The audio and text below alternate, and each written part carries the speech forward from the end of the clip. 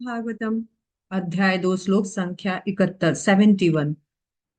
विहाय कामान्य सर्वान् पुमान् शरति निःस्पृह निर्ममो निरहंकार स शांतिम अधिगच्छति।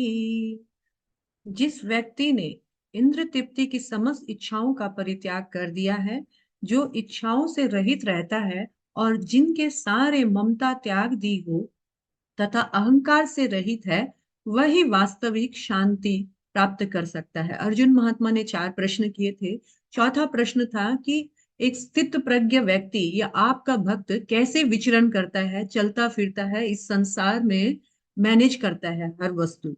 तो यहाँ भगवान उत्तर दे रहे हैं कि देखो, मेरा जो भक्त है उसको उसके प्रारब्ध कर्मों के, पूर्व कर्मों के अनुसार कभी कभी उसको बहुत सारा ऐसा अपॉर्चुनिटीज मिलता है कि उसको बहुत सारा भोग या इच्छाएं जागृत होती है, लेकिन वो उन इच्छाओं से अफेक्टेड नहीं होता है। वो इन इच्छाओं को उतना ही ग्रहण करता है जितना उसकी बॉडीली मेंटेनेंस के लिए दरकार है।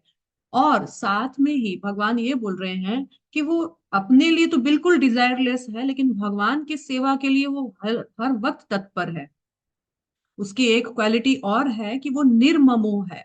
निर्ममो मतलब होता है निर्ममो निरअहंकारो, यानी अहमिति और ममति, मैं और मेरा, अहंकार और मेरा ममत्व, इन दोनों चीजों से वो फ्री रहता है। वो जानता है यहाँ मेरा कुछ नहीं है, और वो जानता है कि मैं तो सिर्फ, वो अपनी फॉल्स आइडेंटिटी से मुक्त हो जाता है। वो जानता है मैं तो सिर्फ भगवान का दास हूँ, और इस तरह से भगवान का दास समझते हुए, अपने माइंड को फिक्स करते हुए भगवान की सेवा में, चरणों में वो हर कार्य करता है, लेकिन अपने लिए कुछ डिजायर नहीं करता है, सब कुछ भगवान के निमित्त करता है।